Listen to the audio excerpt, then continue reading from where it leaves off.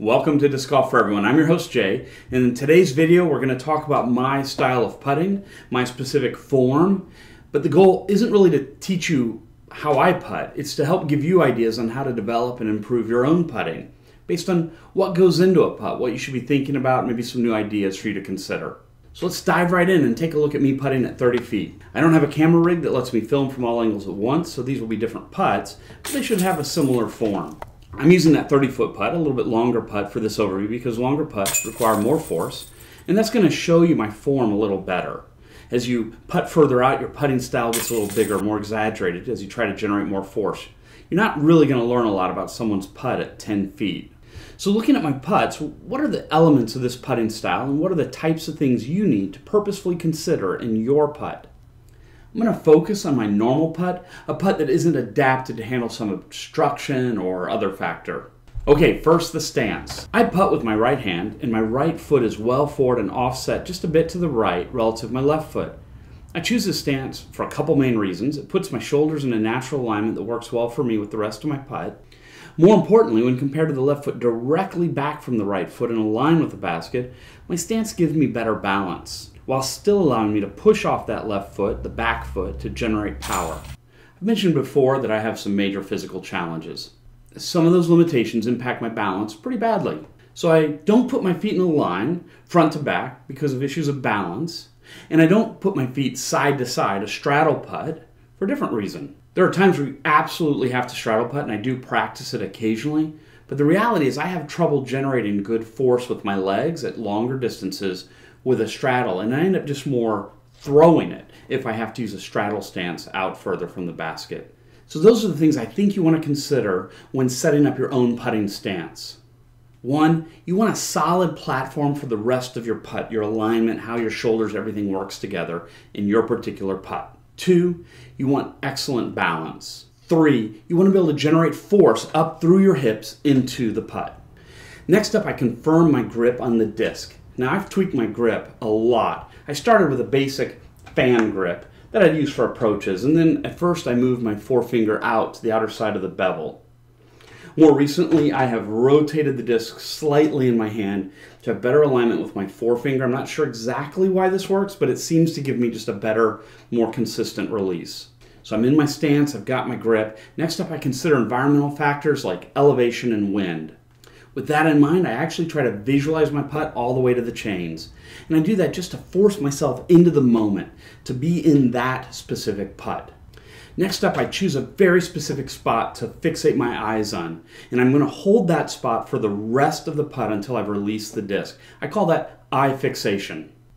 Now this sounds probably pretty intuitive to most of you. For whatever reason, I actually find it very hard to do. My eyes want to bounce around. They specifically want to look down toward the basket, and I find that that results in bad putts for me. So I have to focus and concentrate on keeping my eyes exactly in a spot, typically one link in one of the chains. Okay, I've taken my stance, I've got my grip, I've visualized the putt, factoring in the environment, and I've got my eyes fixed on the target.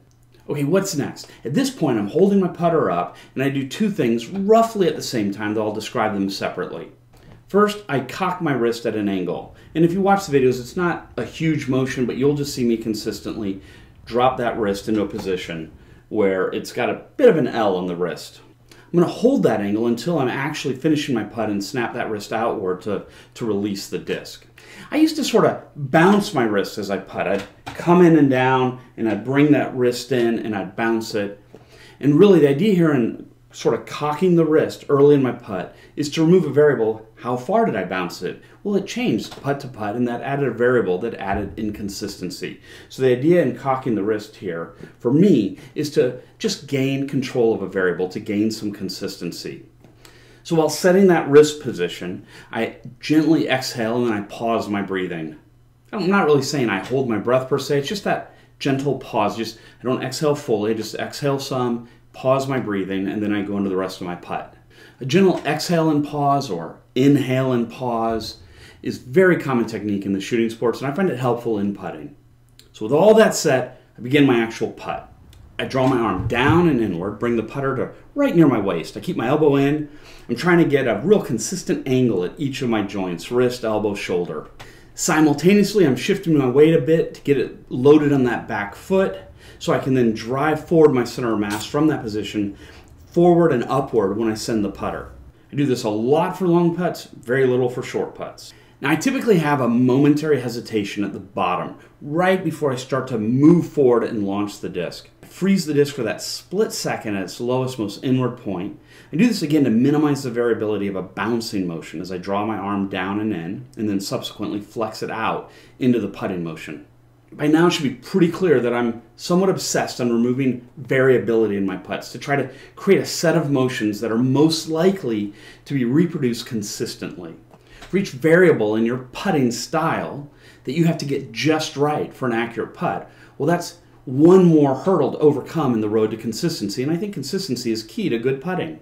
I don't think I can emphasize enough how important it is to consider each element, each motion, each thing you do in your putt, and try to get it down and remove any variables and to minimize the variation within a variable that you have to have. So yes, you're going to have to move your arm outward, but you should have some way of limiting the ways you can get that wrong and make it more likely to get a consistent accuracy with that motion. Now, limiting all those variables doesn't give you accuracy automatically, but it does help you develop consistency, and consistency, I think, is a foundation for predictable accuracy. It'll also help you when it comes time to deal with those obstacles in the course. You have to maybe go to more of an ante line and you don't normally do that. Having a consistent way of doing all those motions allows you to figure out which minimal set of changes to make to get the outcome you want. Okay, back to my putt. Last of all, I push forward and up with my legs, often finishing with my rear foot off the ground and my center of mass mostly over my front foot. Simultaneously, I bring my arm up and flick my wrist outward, releasing the disc. I try to do as much of this on a two-dimensional plane with my intended angle for the shot. In other words, I want the disc to move up and out, not side to side in an arc, not swerving around, not carving out an S shape or anything like that. I want to stay on a two-dimensional plane with my motion as much as possible. I want the push with my legs, my arm motion, and my wrist snap to all stay on that plane with the disc. Okay, that's my putt. And I think of all this as just a way of generating force and spin on the disc to send it toward the basket consistently and reliably, and then hopefully over time, accurately. And I think that's a reasonable description of what you want to have happen in your putting as well, whatever your form. Okay, thanks for watching, and I hope this overview of my own putting style helps you come up with some great ideas on how to practice more effectively or improve your own putting style, even if your style is totally different than mine. Now, if you want to support Disc Golf for Everyone, you've got some great options. First off, hit subscribe. Second, drop a comment below. I'd love to hear from you, feedback on your putting style or what you see in mine. I'm sure you all have lots of ideas on how I can make my putting much better, and I'd love to hear it. Third, you can buy one of these awesome disc golf t-shirts that I designed. I get great comments when I'm wearing mine. I think it'll look great on you as well. Links are below. Now let's go grow the sport together.